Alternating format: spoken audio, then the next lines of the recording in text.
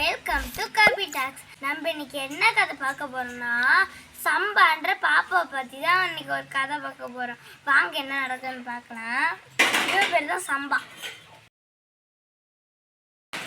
இங்கே பாருங்க, இந்த சம்பா வந்து ஜாலியாக எப்பயுமே பாடிக்கிட்டே இருப்பா.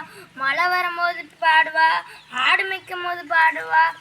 அவளுக்கு பாடுறதுன்னா ரொம்ப பிடிக்கும். அப்போ அவன் ஃப்ரெண்டு வந்து சொல்கிறான், நீ ஏன் அந்த ஆனுவல் டேல கலந்துக்கலாம்ல நீ அப்படின்னா அவன் ஃப்ரெண்டு வந்து சொன்னான். அப்போ அவன் சொன்னான், என்ன ஒரு மோசமான யோசனை அப்படின்னா. அப்புறமா நானும் சேர மாட்டேன் அப்படின்ட்டு போனான். ஏன் நீ பாடு, முயற்சிட்ட எல்லாம் சாதிச்சிடலாம் அப்படின்னா அவன் வந்து கேட்கவே இல்லை. அப்போ நம்ம ஃப்ரெண்ட்ஸ் தான் கலாய்ச்சாங்கன்னா நான் என்ன பண்ணுவேன் அப்படின்னு கேட்டான். அவன் பசங்க சொன்னான், அவங்க கண்டுக்காத, அவங்க சிரிச்சுட்டு தான் இருப்பாங்க, அவங்களுக்கு சொல்ல திறமில்ல, அதனால அவங்க சிரிக்கிறாங்க, அதனால் நீ கண்டுக்காத, ஃப்ரீயாக விட்டு நீ மட்டும் சொல்லு அப்படின்னா அவன் வயிற்றுல பட்டாம்பூச்சி தான் சுற்றுற மாரி அவனுக்கு வந்துச்சு. அப்புறமா அவள் ப்ராக்டிக்ஸ் எடுத்துகிட்டே இருந்தா, நடந்துகிட்டே இருந்தா.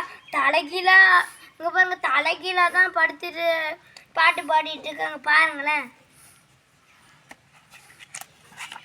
அப்புறமா எல்லாம் வந்து பார்த்தாங்க அவள் அழகாக பாடுறத. விலங்குகள் கூட வந்து பார்க்குது. இங்கே பாருங்க, அந்த மாடுங்க தான் எல்லாம் சிரிச்சுட்டே பார்க்குறாங்க. அப்புறமா ஆனுவல் டேவும் வந்துருச்சு. அவள் மேடை நின்னோன்னு எவ்வளோ பெரிய மேடை அப்படின்னு பார்த்துட்டு இருந்தான். அப்புறமா அவள் நிற்கிறது எல்லாம் பார்த்தேன், ஏன் இந்த பொண்ணு நிற்கிது அப்படின்னு பார்த்துட்டே இருந்தாங்க. அப்புறமா பசந்து கூப்பிட்டான். இங்கே பாருங்க, மரத்து மேலே உட்காந்துட்டு பசந்து கூப்பிட்டான். அவளும் பார்த்தா, சொல்லு அப்படின்னா. அவளும் பாடுனா.